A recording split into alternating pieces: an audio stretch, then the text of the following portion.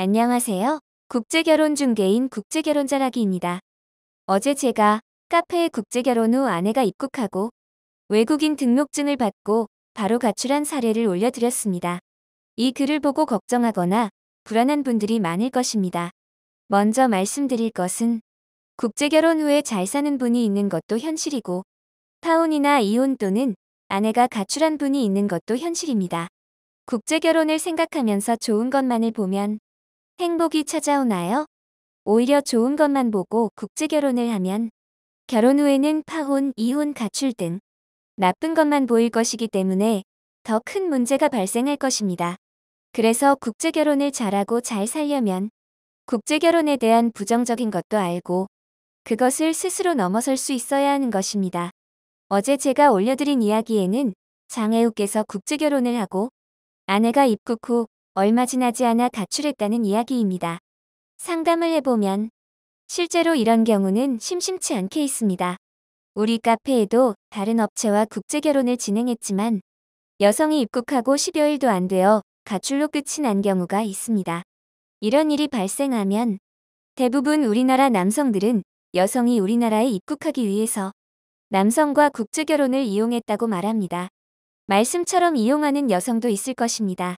그러나 요즘의 국제결혼에서는 여성이 입국만을 목적으로 하는 경우는 많지 않습니다. 그렇다면 여성이 베트남 현지에서 파혼을 하지 않고 왜 우리나라에 입국 후에 가출을 했을까요? 어제 방송의 사례는 제가 전후 사정을 잘 모릅니다. 그래서 제가 상담한 비슷한 사례를 예로 말씀을 드리겠습니다.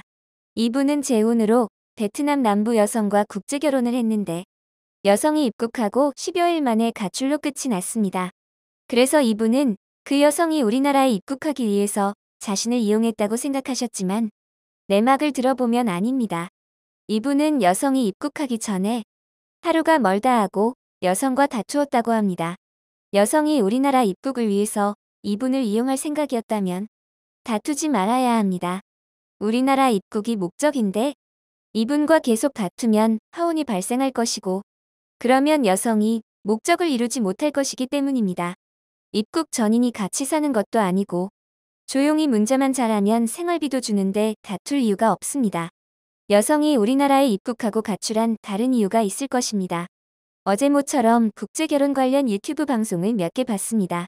그 중에 베트남 남부 여성과 국제결혼 후 파혼을 한 경우가 있었는데 이 방송에서 말하는 것이 이유일 것입니다.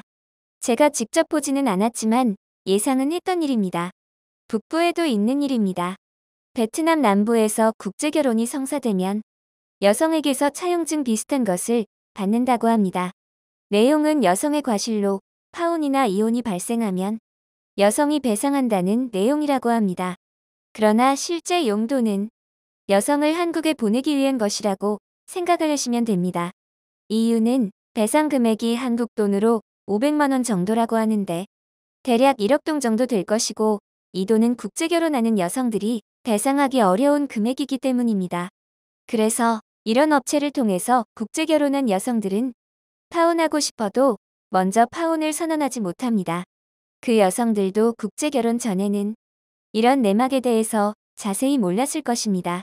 위 저와 상담을 한 분의 경우로 돌아와서 그분의 경우 여성이 입국 전에 하루가 멀다 하고 다투거나 연락이 안 되는 등 문제가 많았다고 합니다. 이 상황을 여성 입장에서 생각해보면 여성이 남성과 하루가 멀다 하고 다툰 것은 무슨 이유에서든 그 남성분과 파혼을 하고 싶었을 것입니다. 저는 상담을 통해서 이유를 유추하지만 이 글에서 말씀드리기는 어렵습니다. 여성이 먼저 파혼을 선언하면 차용증상의 금액을 배상하라는 협박이 들어올 것이니 남성이 파혼을 선언하게끔 계속 문제를 일으킨 것이라고 봅니다. 그분은 이것을 몰랐던 것입니다. 남성은 여성이 계속 문제를 일으키지만 파혼을 선택하지 못한 이유는 남성의 입장에서도 먼저 파혼을 선언하면 위약금을 물어야 하기 때문입니다. 그렇게 끌다가 재혼으로 한 국제결혼은 여성이 입국하고 가출하면서 10여일 만에 끝이 나고 다시 국제결혼을 하려면 5년이라는 시간이 지나야 할 상황이 된 것입니다. 결론은 여성을 전통혼례비 1억 동, 2억 동 등 돈으로 유혹하여 국제결혼을 시키고 돈으로 한국에 갈 수밖에 없는 상황을 만들어 돈으로 묶어놓은 것이라 할 수 있습니다. 국제결혼이 어떻게 이루어지는지 자세한 내막도 모르면서 이런 곳을 보고 정직한 업체라고 하는 분들도 많은데 웃픈 일입니다. 이 글을 보시면서 현지 여성들이 국제결혼을 하면서 왜 그렇게 많은 금액의 차용증을 쓸까? 궁금한 분들이 있을 것입니다. 이 일은 베트남 남부만의 이야기는 아닙니다. 베트남 북부에서도 이런 곳이 있고 제가 예전에 그 에이전시에서 그 서류를 한번 본 적이 있습니다. 국제결혼할 당시에 여성이 서류를 작성할 때는 백지 상태입니다. 국제결혼하는 남성들이나 여성들은 국제결혼에 어떤 서류가 필요한지 정확히 모르지만 저 같은 중개인은 압니다. 필요 없는 서류인데 백지에 여성의 지장만 받았더군요. 그 서류가 나중에 차용증으로 변하기도 하는데 그 서류에 지장을 찍을 당시 여성들은 국제결혼을 진행하는데 필요한 서류 정도로 알았을 것입니다.